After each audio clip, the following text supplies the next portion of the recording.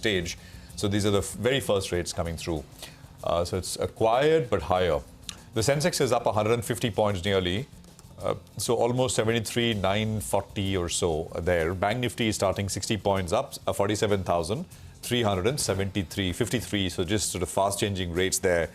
Market breadth, by the way, is just opening. So 650 stocks are higher, 190 are lower. But Sonia is on the wall with more rates. Sonia. Well, thanks a lot for that. So it is a record high once again for the market, right? And it's looking pretty good as we speak. So just look at that. The Nifty holding pretty above that 22,400 mark. You have the Bank Nifty that's up almost about 60 odd points. And the advance decline ratio also is well in favor of the advances, as you can see. Almost 1,300 stocks over there. I want to take it straight to the auto names because the numbers in the two-wheeler space have looked very good and we've seen good up moves. So Hero MotoCorp reported a 19% growth in terms of auto sales. That one reacted on Saturday as well and today too. Bajaj Auto, you have a JP Morgan upgrade on the target price. Target price has been raised to 8,900, so the stock is up about 0.7%. Angel One reported a good set of numbers as well. The client base was very strong, up almost about 61% year on year. So that one is gaining a bit of ground this morning. Apart from that, Gujarat Gas, Morgan Stanley has an overweight with a target price of 579 on Gujarat Gas. Looking good there, up almost about 0.5%. Steel stocks could be under pressure this morning as CLSA has downgraded Tata Steel and JSW Steel. Tata Steel has been downgraded to a sell from an outperform, JSW Steel as well. So those stocks are trading in the red right now. Torrent Power has won 2 contracts from the NTPC Vidyut Vyapar Nigam and the Railway Energy Management Company. So Torrent Power trending in the green as we speak.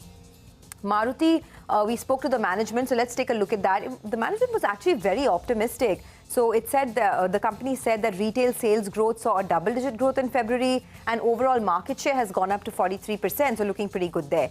Godrej Properties, the entire real estate space has been booming. Godrej Properties will be developing a township in North Bengaluru and the estimation of that project value is 5,000 crores. So look at that, Godrej Properties up 2.5%. I'm also looking at stocks like PSP Projects, which has bagged an order worth almost 400 crores in Gujarat. Railtel has bagged an order worth about 88 crores from the State Transport Authority, and Swan Energy is also in focus, so keep an eye out on that stock. But otherwise, the market is looking pretty good. It's momentum, it's a momentum-driven market. 22,400 is holding, and the Nifty Bank as well is just about less than 3% away from lifetime highs. Back to you guys. Well, that's right, Sonia. A few stocks in the broader markets that are moving around. Patel Engineering, well, they have secured a 525 crore Telangana irrigation contract with their JV partner. So that stock as well is up close to 4%, one of the top volume buzzers. SJVN, the green part of their business, has bagged a 200 megawatt GUVNL solar project. So that one as well is up close to 2.5%. On the flip side, a few stocks are falling on rather large volumes. Sigachi, that stock is down close to 15%. That's coming as one of the top volume losers. So just want to pull that stock out. Sigachi, the stock we don't talk about very often is 70 rupee stock. It's down 15%. HME Agro, that's another stock that's down close to around 10%. Balaji Tele is another one that's down close to around 7.5% as we speak. So a few of these stocks are getting a hard knock. Inox Wind Energy, not too high volumes out there, but that's down close to around 5% or thereabouts. So it's a good start for the Nifty. We're up close to around 40 points. The mid caps for the time being, the index is doing a relative underperformance. So let's see how that goes. The Nifty Bank moving towards that crucial 47,500, 47,600 mark.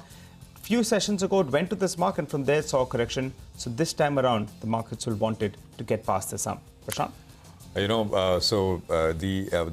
biggest volume-led gainer this morning is NTPC. NTPC is up 3%, so 352 coming through on NTPC. So I think there was an IIFL note on Friday, if I'm not mistaken. Again, kind of taking a relook at many of these names, strong capacity addition initiatives on the thermal side, on the coal side. And of course, renewables is another story anyway. BHEL is up 2%. So it's power actually. BHEL is up 2.25%. Huge volumes coming through. Nigel mentioned SJVN. Look at IEX. IEX is up 3.5%. It's coming up with large volumes. So the top 4 names are all power. In top 4 volume-led gainers are all power names this morning. Godrej Properties, I think we did mention. Naukri, that is Info Edge, is up about 2%. Sold off in the first hour of trading on Saturday and then reversed on in the second. Moil is up 5%, so that's manganese ore. It's coming up with large volumes, 296 on manganese ore. Indiabulls Real Estate is coming up with large volumes, 124 on that one. Tata Investment Corp is up about 5%, so 8,425, big volumes. So that's Tata Investment. Sundaram Finance is up about 4%. Volumes are not that much. Nesco is up with another one, which is up about 4% or so. There's EIH Hotels, which is coming up with 3.5% gain. So, these are some more names which are coming up on this on the list. Steel, as Nigel pointed out, we were wondering on Friday, if you remember, in the last hour, what's happening with many of these steel names. Tata Steel is down 2, SAIL is down 2. Of course, reversing basically the big euphoric moves that we saw in Friday session. Varun Beverages continues to come off a little bit. So it's down another, I think, 2%, 2.5% right now.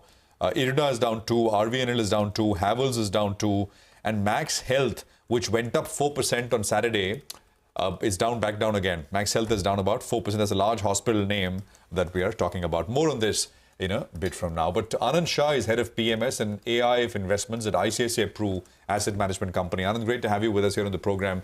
Thanks very much for your time. Anand, actually, I want to start with that last group of stocks that I was talking about, which is the hospital names. Do you own any of these names? It's seen as a structural kind of a story. The need for quality healthcare is a felt need, and hospitals are getting more organized. Consolidation is happening. And of course, there is a lot of both brownfield and greenfield capacity addition in the sector. But recently, we've heard from the Supreme Court essentially asking the center to standardize procedure rates. We've spoken with some hospital companies, and they're actually saying if this is implemented, it's going to be pretty bad news for profitability. Just wanted your thoughts as an investor. Hi, very good morning. This is part in a way as the per capita income moves, and we have seen this, the consumption of the household will also move. So while the last 2 decades belonged to the consumer goods, as we consumed soaps and shampoos and detergent powders, and even for that matter, autos and jewelries, I think the next leg of consumption growth as the country becomes prosperous, as the family becomes more prosperous, comes in services. So again, part of that is telecom we have seen, entertainment we have seen, but more recently, the 2 segments of the market where we see very, very strong growth post-COVID particularly has been healthcare, hospitals, and hotels. I think the incremental spending by a prosperous household, and we've been talking about K-shaped recovery and what's happening in the upper middle class in the rich segment of the market. I think these are the 2 areas. Second, I think penetration of health insurance. I think that's also a significant awareness has got created during the pandemic, and to that extent, that penetration is further helping and makes the certain surgeries affordable by virtue of having insurance. And lastly, even there are many insurance schemes for the lower middle class poor by state governments, by central governments, and that's also helping in terms of improving utilization of hospitals. So all in all, multiple factors coming together as the average household is able to afford these healthcare services, which were supposed to be premium, and obviously the awareness has increased. So to that extent, we have seen across hospitals, the utilization is improving, but more importantly, what's been driving profits of late is ARPP, as we call it, average revenue per occupied bed. And that's something which has been increasing fairly sharply, partly because of new surgeries that you are doing. So I think rightly so, both the hospitals and the government would be concerned that the healthcare should not become unaffordable for large segment of the population. And to that extent, there has to be certain middle ground where we can keep it affordable for the average citizen of the country. Sure. All right. For now, the market is very quiet, so there's not too much happening. Just one thing that stands out is some of these power companies are doing very well. NTPC Power Grid The ancillary companies, Coal India, a lot of the PSUs are coming back in a big way. And although the headline index is very flat, there are plenty of stocks that are hitting fresh 52-week highs. So don't lose sight of that. Zomato, by the way, has been a stellar move. It's a fresh 52-week high this morning, fresh record high rather, for Zomato at 172 rupees. Tata Motors is almost inching towards the 1,000 rupee mark. So there's been a big move over there. Fresh high on Tata Motors. Data Patterns is another one that's up almost about 4.5% looking very good. And then a couple of other names also stand out. But, just coming back to the markets, Anand, overall, what is your view on how things are going to shape up from here? Because the narrative is that it's been very steady so far, but there are no major triggers that can take the markets further. Of course, there are the elections coming up, but many people believe that it's already been priced into the markets. Your thoughts on how things could shape up from here? I think last 3 years have been stellar. Last 3 to 4 years, very clearly, market has rewarded earnings growth rate. If you've seen through the cycles, as and when somebody disappoints on the earnings versus the expectations, the stocks have been sort of corrected significantly. At the same time, more recently, if somebody outperforms on earnings or delivers positive surprise to the earnings, market is rewarded also. And case in point is many of these state-owned businesses and banks that have done very well, given that there was a huge valuation comfort. They were relatively cheaper than the overall market, but they delivered positive surprises to the earnings. I think from here on, I think the investor needs to worry about both the upside as well as downside. We've seen a massive rally in the cyclicals also, and obviously cyclicals in an upturn will deliver superior earnings growth rate, but will also have a sharp earnings degrowth also. So I think from here on, stock picking will be very important. To be in the right segments of the market, right companies within that sector is very important. And to that extent, investor needs to worry about both the upside and the downside, both in the markets and the equities for individual stocks. All right. Hi, Anand. Good morning. Since you spoke about cyclicals, let's talk about steel. How are you all placed out there? The fairest names in the last week, suddenly they moved up, and they moved up on very large volumes. CLSA, they came out with a note earlier today, and they're saying that blast furnace production is going to go up. So they rather play the miners than play the fairest names. They're also highlighting that valuation-wise, things are not very, very cheap. How are you all approaching them? I think, again, the valuations is relative. And to be very honest, the steel manufacturers in general didn't do well through the calendar year 2023, given that the largest consumer and the largest producer of steel, which is China, had a very challenged time in terms of real estate and to that extent the demand. So I think it's been a laggard. 23 has not been great. And to that extent, the valuations were relatively reasonable, and they've sort of been caught up, or in terms of it's gotten attention of the market, given it's been an underperformer. To me, we've been overweight steel in particular within the metals and across miners and steel manufacturers. We've been positive for the simple reason that over next decade, we are going to see, as China becomes more prosperous, its ability to compete in the international market should only diminish over time. And to that extent, overall, the profitability of steel sector in general globally should improve. As China also decarbonizes, moves from blast furnace to electric arc furnace, that would also make it that much more uncompetitive on pricing. And to that extent, globally, we will see a better profitability for the steel industry next decade versus the previous decade.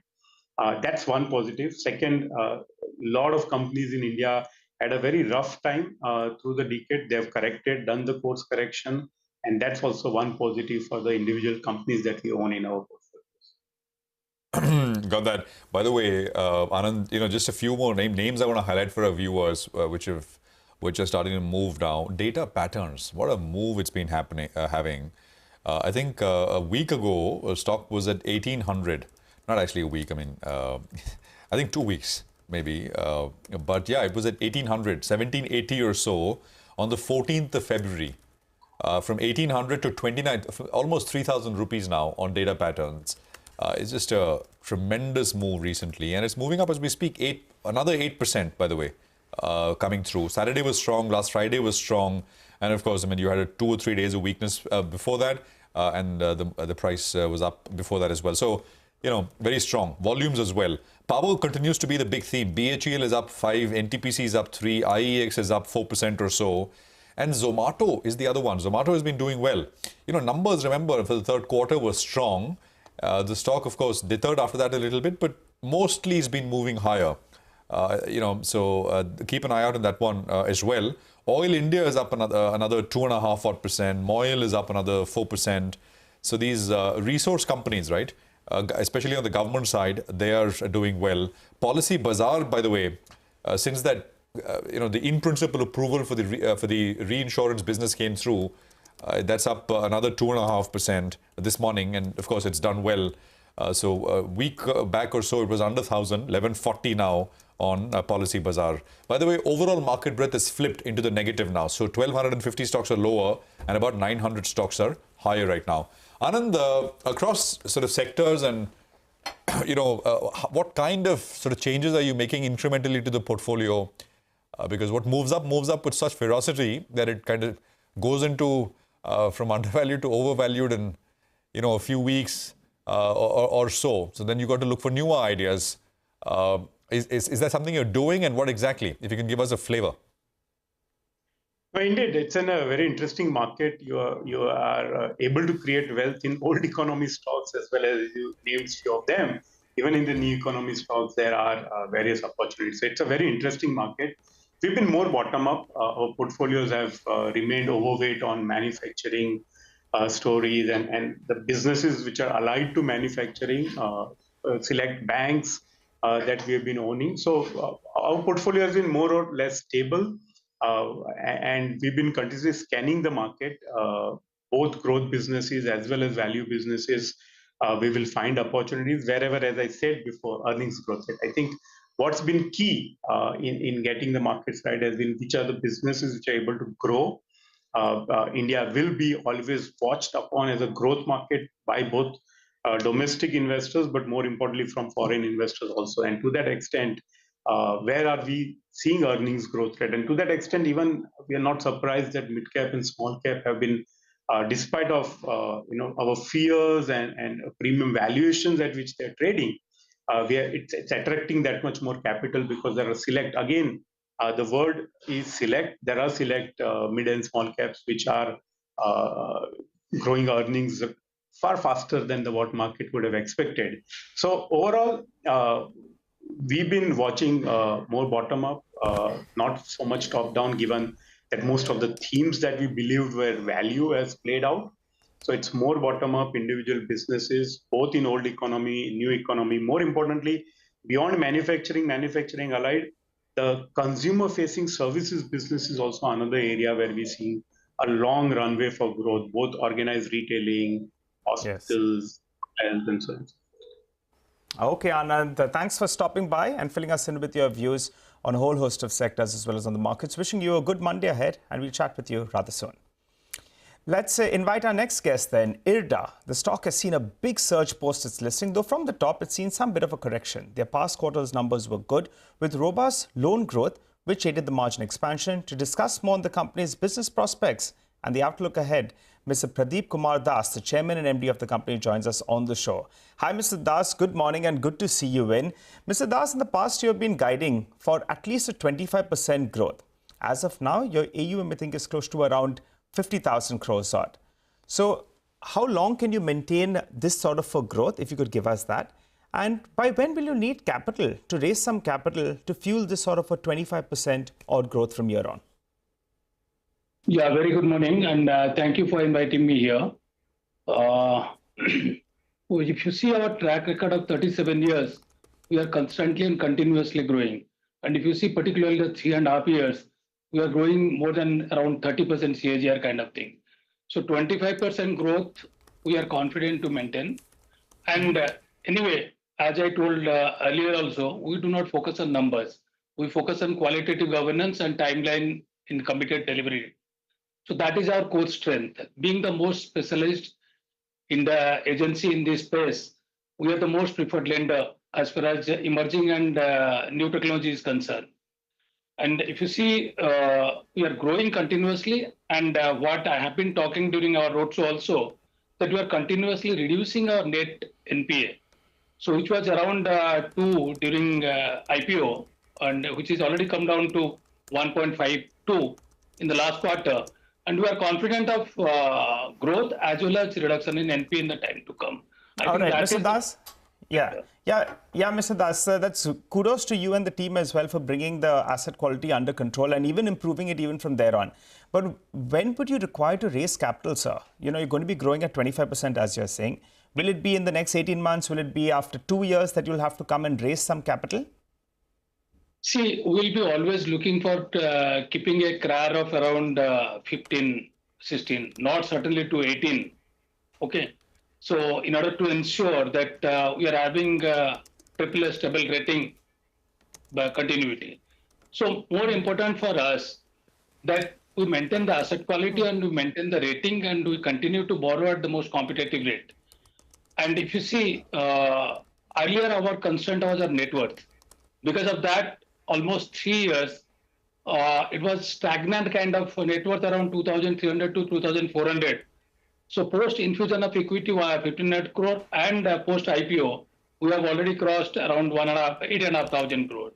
So we are confident that we'll be growing as well as and when it will be required. And maybe I can't tell you the timeline, but if in order to ensure that we are maintaining the LDCRA, we have to come to the market again for APO kind of thing. But before that, we'll be resort to alternate sources of cheaper financing. If you see historically, we used to enjoy a fair amount of forex resources in our total resource requirement. If you see 3 years back, our resource composition was more than 50%, 55% in the forex space, whereas the domestic used to be around 45, 47%. But today the scenario has been last 3 years, we have heavily borrowed in the domestic market because the landed cost was becoming cheaper in the domestic market. But since the new and emerging technology, we have to look for blended finance and alternate sources of green funds from overseas. To keep that in mind, to cater to the need of our Indian developer as well as the Indian developer setting up project abroad and those who are having project in India having export potential, to cater their requirement, we are opening shortly, maybe in April or May, our office in GIFT City. We have already got the NOC from RBI and the process is on. So that segment will be saving almost 3.5 to 4.5% of hedging cost. So hedging was becoming the main factor for making the landed cost of forex funding costlier. So that is one source.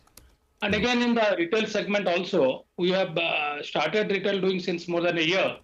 But if you see in the rooftop solar space, we have already financed in the C&I 567 crore sanction.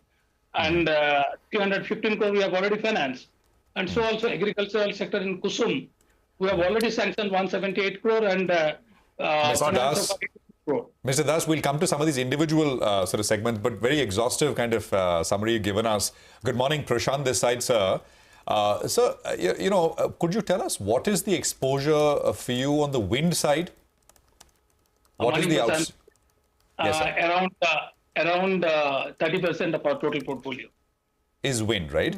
Now, I just wanted to ask you, there are news reports which say that for the wind sector, the government has written to states to once again implement the reverse e-auction method. I mean, this was sort of done till 7-8 years back. There was a lot of irrational bidding, etc., which had taken place. The sector then went through a bit of a slump.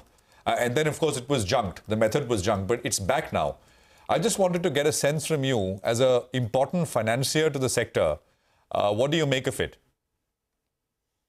See, if you see solar, the bidding is going on and it is successful so far. You are right, in the past, the wind, it was not. But I think now the developer, policymaker and lenders, all are at same pace. And all are working in a very transparent manner to see the real space for each other in the economy. So instead of looking into a greedy way, going ultra competitive and cutthroat competition, that sustainable competitive price should emerge. So that is the key now onwards. So you don't think that like it happened in the past, it will lead to irrational bidding in the sector? I feel it. We believe that it will be rational bidding now. Irrational bidding will not be there because we have seen what is the outcome of irrational bidding in the past. Okay. And is that also maybe so because there are fewer players? I mean, there's been consolidation. Some of the weaker marginal players are out of the system? See, that happens in every industry.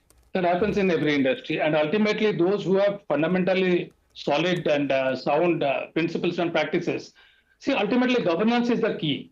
Why you will get into that unrealistic competitive price? That means you have governance issues. You do not have long-term planning. And we know that the renewable energy space is going to be there for at least 20, 30 years down the line because our future energy we have to meet from renewable new sources. Got and, it. Every unit, we need 90% from there only.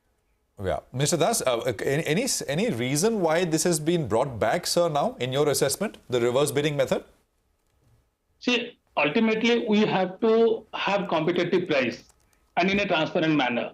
And second, we need to see a balancing. We need to have round-the-clock power because if we talk about the new and emerging space, where we have to depend fair amount of requirement, that is in a sense towards green hydrogen and its derivative, we require continuous power. So we need to explore fully solar, wind and hydro along with pump storage so that we can have continuous power so that new and emerging green hydrogen and its derivatives, which is going to become a complete game changer because we have huge requirement. Yesterday, already our Viksit Bharat program announcement by government has already been announced. By 2047, how in a strategic manner we will become a developed economy. And for every development, we require energy. And for energy, we have to depend on new and non-fossil sources only. Okay. Mr. Das, good morning. I just had a couple of questions. Earlier, you said that you're doing a road show. Can you tell us how much of fundraising are you looking at, say, over the next 1 year? See, we want to fully leverage, as I said, our always target is to fully leverage. So we can go to 7 times of our equity. So road shows, we will be targeting to the overseas road shows, as I said, to look into the cheaper and blended sourcing of financing because domestic market in anywhere 3.5 years we have been doing and it's a quite competitive. Globally also that, but post our listing, we are better known in international market as a pure play green finance house, which was not known to all in true sense and spirit. So we want to encash that. With that context, I had said that we have to go to the roadshow and explore the alternate and cheaper sources of funding because key is how best we can reduce our cost. Because lending market is also new and emerging. More and more cheaper finance we make them, enable them, the faster the sector will develop. And we being a responsible agency and sole arm of MNRE, which is focusing on new and renewable sources of energy. So, Mr. Das, we have to get in that mind. Okay, so you're saying that your intention is to remain fully leveraged at 7% of equity, but do you have any number in mind on how much the fundraising that you're looking at?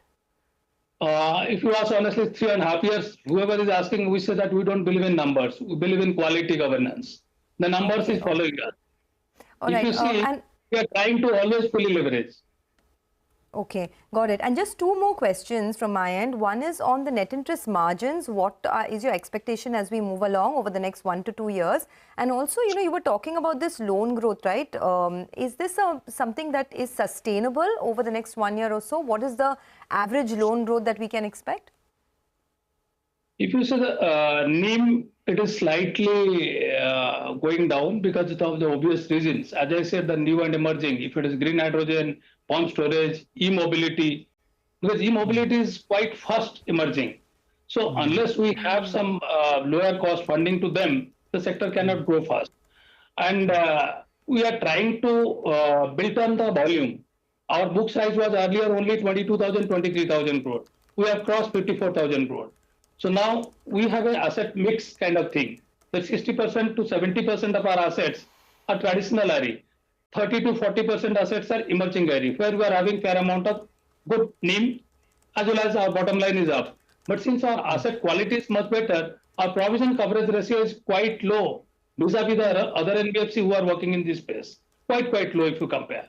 So when we have lesser provisioning requirement, our bottom line is automatically getting up. So not only one should look at the NIM, they also look at what kind of lower provisioning coverage we require. Can you give us a number, sir? What NIMs can you do? I recall you telling us that your ROA will be headed towards 2.5%. So by when? NIMs, targeted ROE and ROA, sir. We'll wind up the interview after that. Just wanted these three numbers. So if you see our last quarter, our NIM is 3.2. Yes. And spread is around 205. Yes. 2.05. And we'll try to sustain that and further improve. See, recently post-listing, our net worth has gone up and we are known in the market. And already our borrowing in the domestic market, we are getting 5 paisa vis-a-vis the others, the lesser rate. So in the time to come, maybe another couple of quarters, probably we'll be reaching during that period, but difficult to commit on any number now. As because despite being in 37 years, we are not that much known in the market that we are the only green power play, green finance company.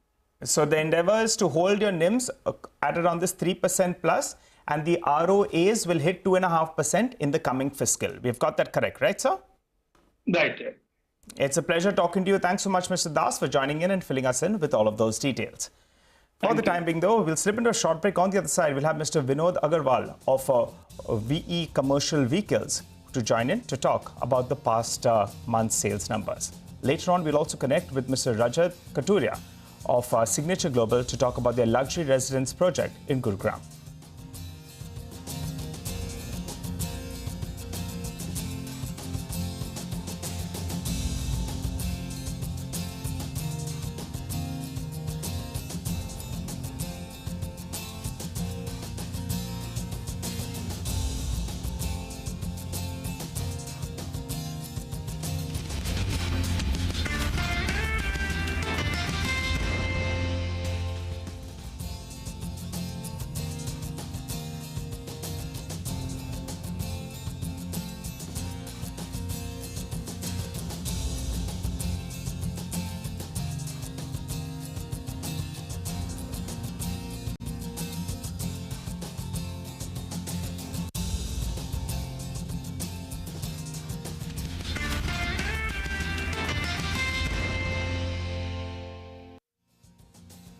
Welcome back to Bazaar Corporate Trader. Let's talk about Eicher Motors now, which is under pressure on the back of its February auto sales performance. The commercial vehicle sales have slowed down across the industry. For Eicher also in February, CV sales surged nearly 2% and it didn't surge, it just went up 2%. To discuss more on their February performance, Vinod Agarwal, the MD and CEO of Volvo Eicher Commercial Vehicles, joins us now. Mr. Agarwal, thanks a lot for joining in. You know, we've been speaking about this ad nauseum as to how the commercial vehicle industry has faced a slowdown over the last couple of months. Your own numbers were a low single-digit growth, but some of your peers have actually reported a big degrowth in this month. What is going wrong, and when do you see a recovery in the commercial vehicle sector? Actually, I will not say it's slowdown. It is because of the large base impact. Because if you look at last year quarter four was very strong, and there was also some pre-buying that happened due to BS6 stage 2 norms that became applicable from 1st April. So as a result of that, last year quarter 4 was extremely strong. In fact, if you now look at the March figures, March 2023, March 2023 was even stronger. So therefore, you will still see lower sales in the current month as compared to March 23. So therefore, I would not say it's slowed down, because if you look at overall YTD figures, if you look at heavy-duty trucks, still there is a growth of 6%. In buses, there is a handsome growth of 32% YTD. Even last month also, the bus industry grew by 31%. Light and medium duty trucks and small commercial vehicles, both these segments, they have dropped by around YTD basis around 4 to 5%. That also because last year itself, these two segments were at the earlier peak of 18-19. So therefore, I would not say it a slowdown. I will say it is a technical correction, and you will see growth coming back. That's what my feel is. Okay, so you will see growth coming back, and you're saying because of the large base of last year, the growth percentage looks very small. Got it. But you know, even if you look at year to date, the entire CV sales for your own company, right? It's barely been a 10% growth, 9.7% to be precise. When do you see double-digit growth come back for Volvo Eicher? Will it be in FY24 itself, in the early part of FY25? And what are the big trends segment-wise, according to you? I think, first of all, this 9.7% growth in the current situation is a good number. It's almost equal to double digit. And we have been growing better than the industry. If you look at all segments, our growth has been better than the industry growth.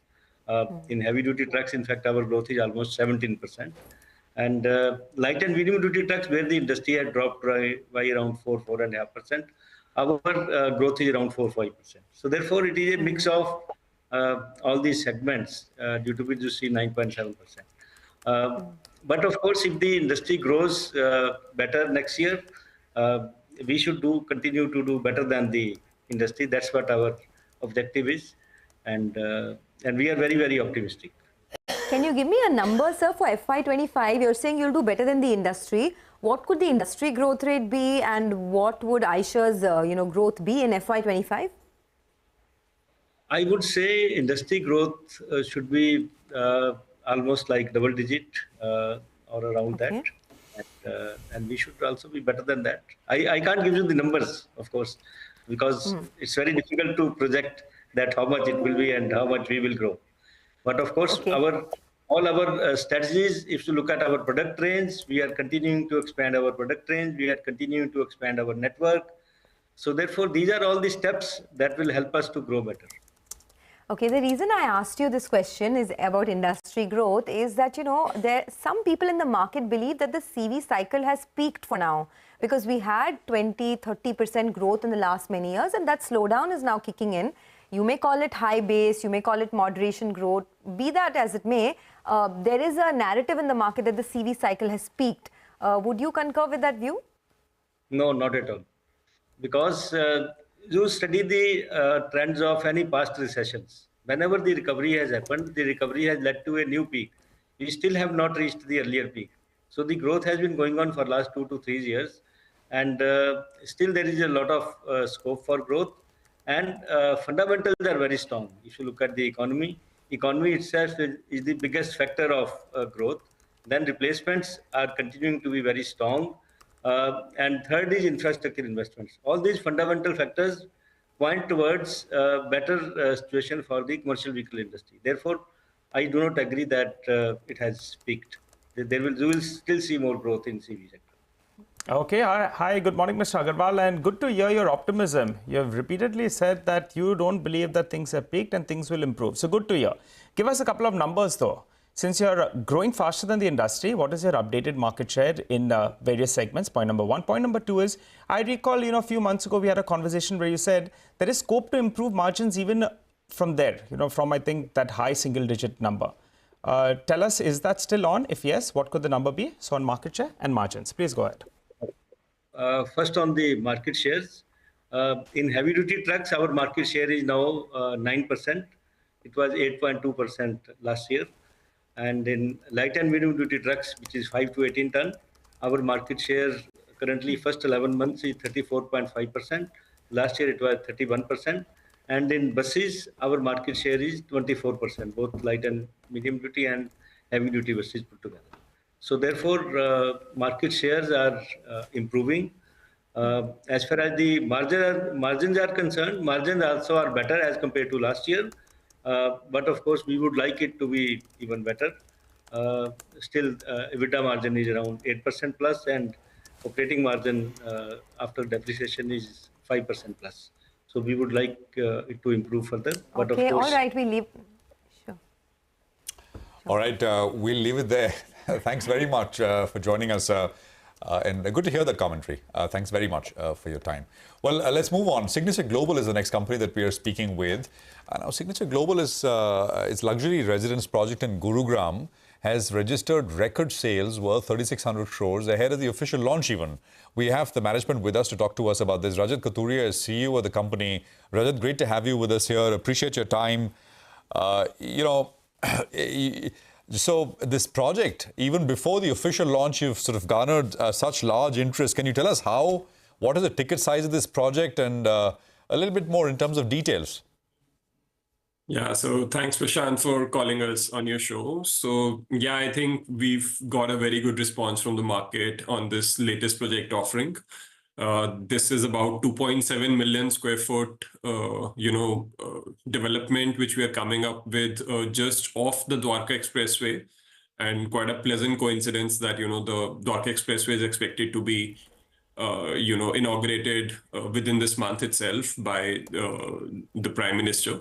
So it's a good coincidence that, the project got launched and we were overwhelmed with the response is the word, more than 5 times subscription we got. And it's reasonable in terms of value as well, because it's almost like 3,500 odd crores of project. And we wish we could have many more units, but we had about 1,000 units. They were all, taken up in a very short span of time. What's the rate per square foot rate that you sold this at? Yeah, so the base price is at about 13,000 rupees a foot, and there are few other charges on top of it. Okay. In terms of your portfolio, is luxury going to grow a lot faster? I'm not sure. This is because you've started and made a name for yourself operating in the sort of mass segment, right? But is there a bit of a shift happening overall? So, Prashant, so we started with affordable housing. First 5 years of our existence, we only did affordable housing because, those days it was tough to sell any mid-income product. As of today, we would call ourselves a mid-income, segment player. Mid-segment being a slightly broader spectrum, product starting at about 70-80 lakhs to a crore and going up to 3 to 4 crores. So, that's the segment we play in. Depending on the micro market and the product. So we have pivoted from the mass segment to mid-income segment, and our focus will remain in mid-segment itself. Okay, how much of your sales currently comes from mid-income and how much from luxury? If you can just give us the breakup. So I'll prefer to call this as mid-income again, so in the first 9 months, we sold about 3,100 odd units and achieved about a little above 3,100 crores of, pre-sales revenue. In this quarter, again, we are definitely crossing 3,600 because this project in itself is worth that much. But this is all mid-income, whether it's 1 to 4 crore ticket size, depending on what product it is and where it is. So this is slightly larger units, and that's why you thinking that it's luxury, but it's actually mid-income in the relative context in the market. Wow, I love how the definition of mid-income has changed in the last 10 years, right?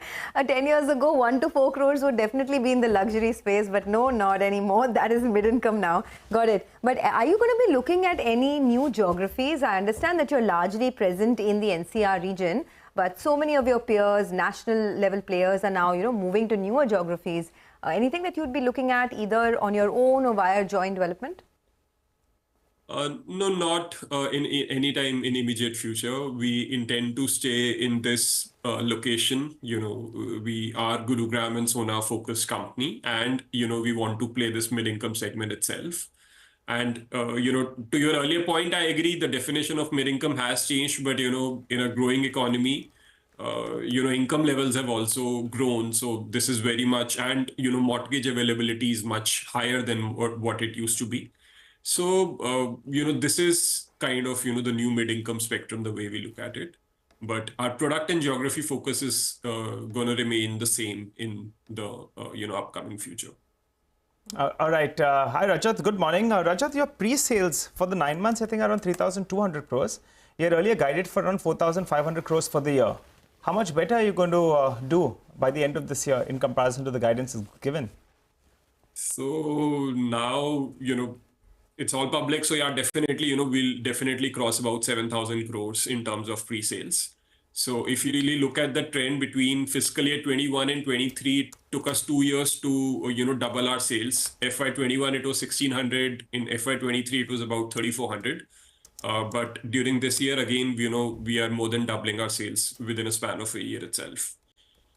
Okay, all the best. Rajat, thanks a lot for joining in and speaking to us. That's Signature Global, big beneficiary of the rise in luxury residential projects, but they don't call it luxury anymore. It is now part of the mid-income segment, but a big boom nevertheless. But let's get back to the market. It's very, very quiet. It's a quiet Monday of trade. Mitesh Thakkar is back with us. Mitesh, one space that's really shooting up today is capital goods. BHEL is up almost 10% and big volumes flowing into that name. Any thoughts here at 260? How is the risk reward? And overall on the market, what are you looking at? Yeah, I think BHEL, if you look at the chart, had a high of around 230 way back on 5th of Feb, and since then was about 3.5 weeks of consolidation, which the stock has broken on the upside today. The first target was around 260, which has been met, but I suspect the way this breakout is playing out, you can pencil in targets in excess of 290 here as well. So if somebody's holding out, hold on. A fresh entry post a 10% rally is not the best idea, but I think, yeah, somebody has the positions. I think hold on for targets of 290 and revise your stop loss to about 244.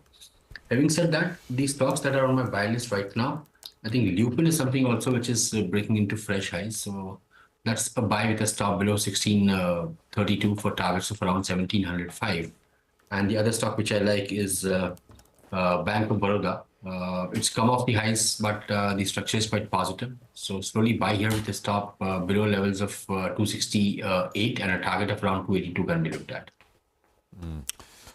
Okay, coming back to you for more, Mitesh, but thanks very much for that. We'll take a break here. We put the focus on what's happening in commodities. Manisha will be here with that in just a bit. Stay tuned.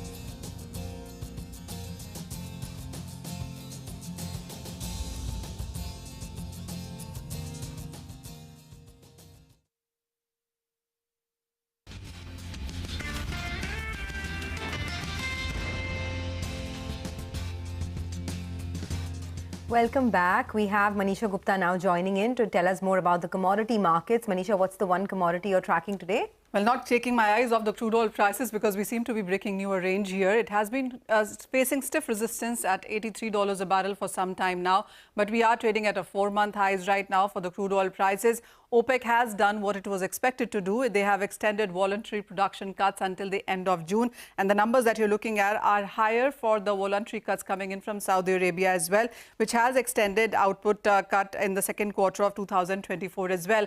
Russia seems to have come out with higher numbers this time around, announcing a 6-month ban for the gasoline exports for the next 6 months, that starts on 1st of March. And also Russia is going to trim further production in sense of 471,000 barrels per day there. So a couple of statements coming in from Russia, which really seemed supportive for the crude oil prices going forward. So when you look at the Ural prices, those also are trading on the higher side.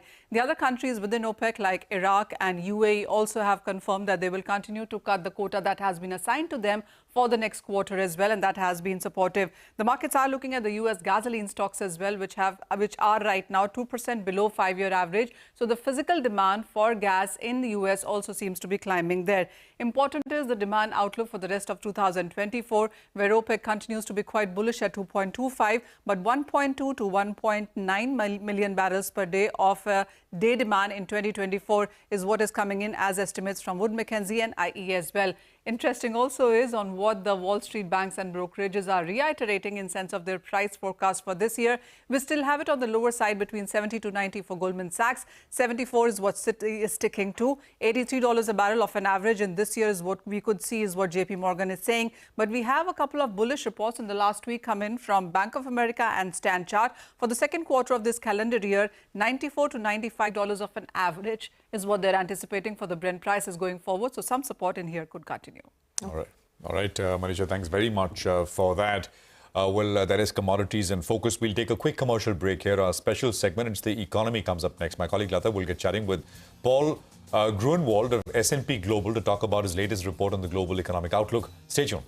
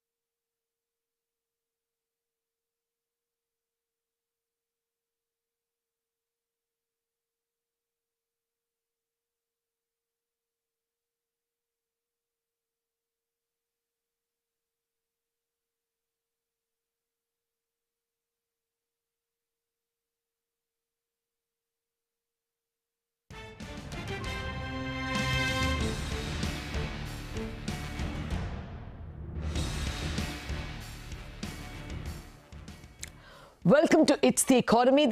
Under focus is the global economy. Now, global economic growth is likely to surprise on the upside, despite the 400-500 basis points rate hike taken by most advanced major economies over the past 2 years.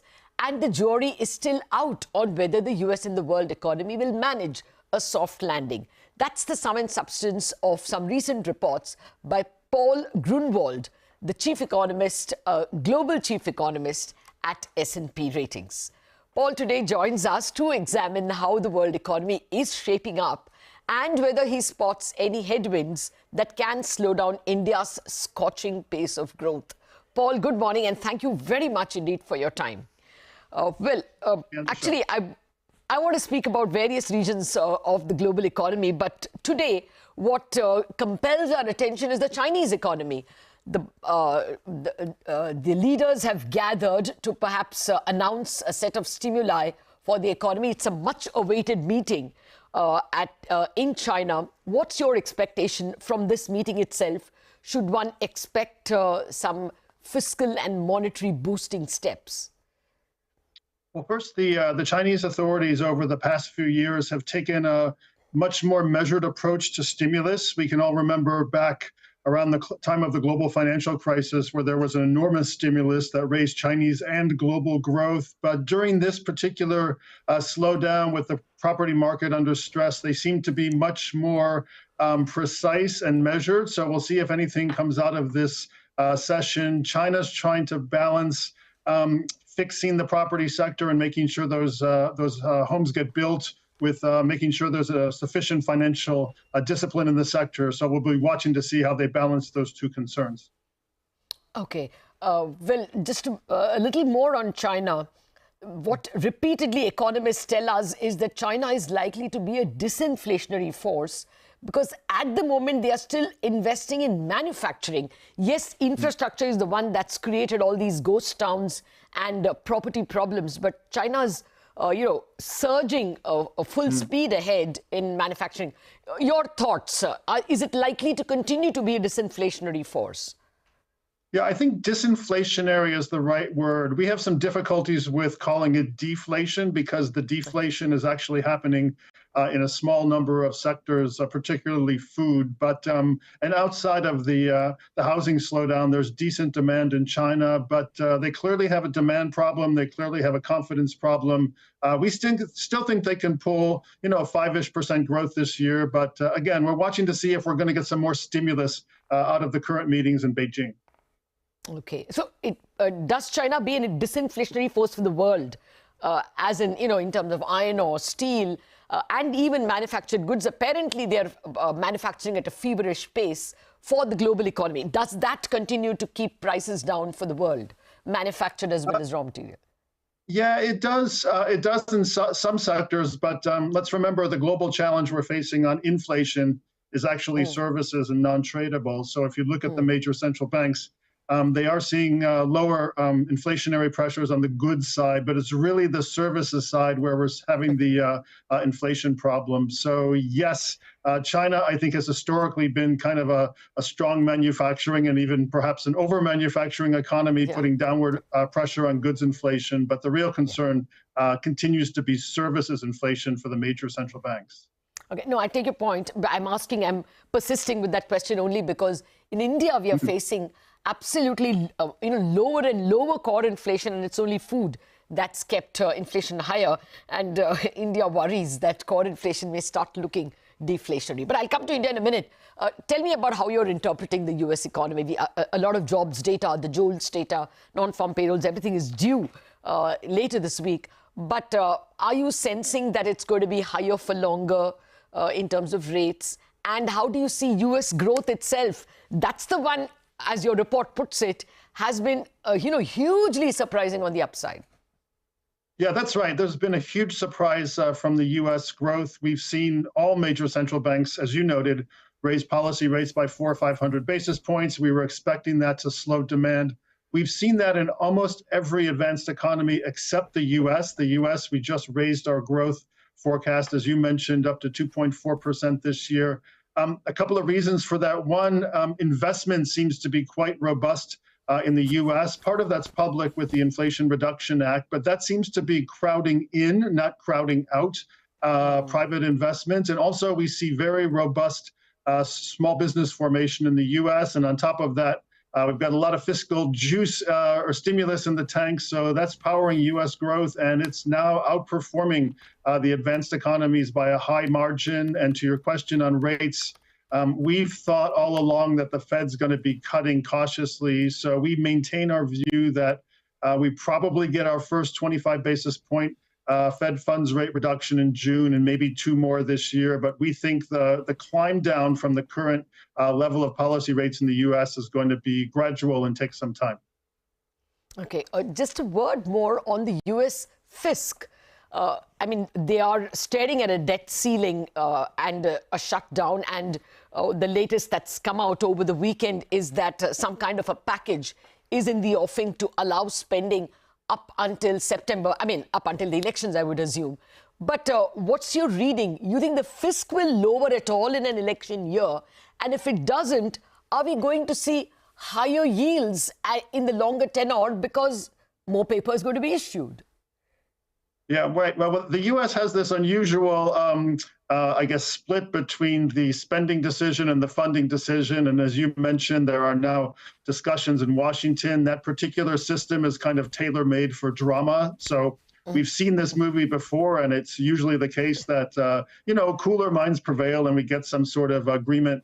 Looks like that's going to happen again. We do not see a big fiscal retrenchment this election year. That's probably true for most countries where you have an election year. But, demand for U.S. Treasuries is still pretty strong globally. Demand for the U.S. dollar is pretty strong globally. Yes. So despite the large deficits in the U.S., which are helping growth, we don't see any big moves toward bringing in the deficit in this election year. 2024, we'll have to see what happens in November and then reassess for next year. Okay. Any view, therefore, on U.S. yields? I mean, the 10-year, which is, of course, the world's benchmark, does it, is for the bottom? Does it continue to surge higher? Yeah, it seems to be range bound, right? We dipped toward 4 for a while. Now it seems to be in the 4 to 5 range. But again, there seems to be pretty robust demand for the 10-year. It remains, as you said, the world's benchmark and risk-free assets. So, as far as we can tell, at least for now, there's no real change to the robust demand for U.S. government long-term paper. Okay. Now, therefore, how would you, pitch the global economic ecosystem for India? We had this steaming 8.4% growth number announced for the third quarter. And thereafter, immediately after the announcement, the chief economic advisor, Dr. Anant Nageshwaran, had a press conference where he said the only danger is the global slowdown. So is there a global headwind at all for India?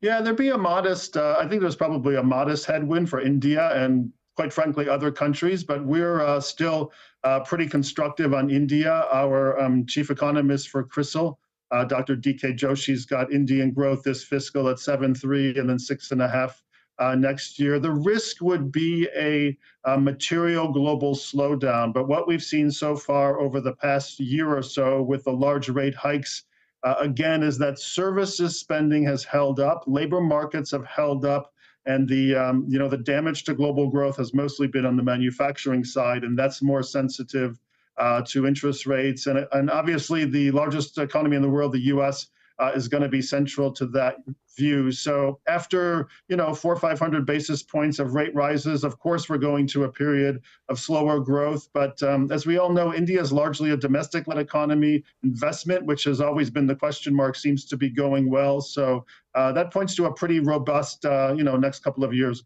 in terms of growth. Okay, can you repeat, how do you see Indian growth itself? Does next year get better than this year? This year itself, the apex statistical body is forecasting 7.6% for the fisc, not for the year, for the fiscal year.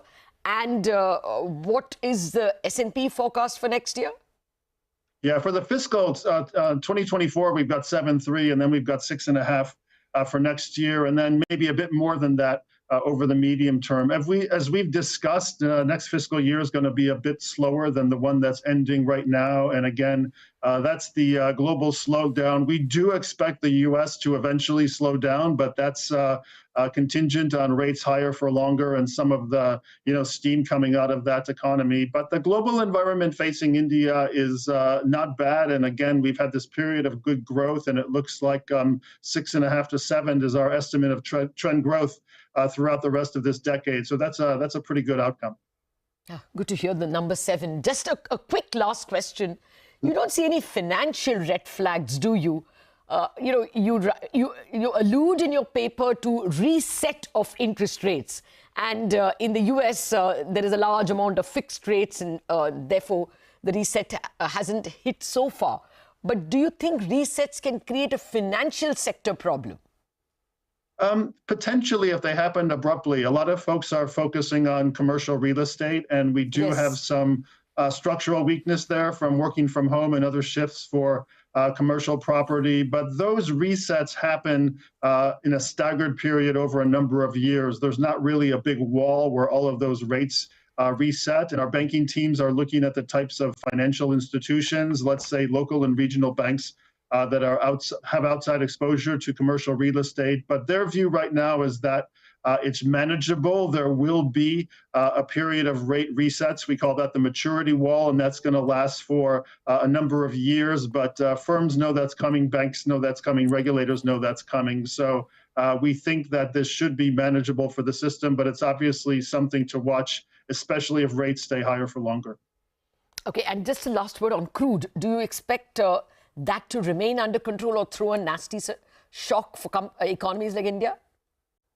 Yeah, crude. Yeah, I saw your previous segment. I mean, my team is not in the oil forecasting business, but that range of crude prices you saw in the neighborhood of 80, that looks sort of digestible for the global economy. That's roughly our baseline forecast. So as long as we don't get any geopolitical shocks, which is always a risk, we don't see that's going to be a big kind of needle mover for the global macro.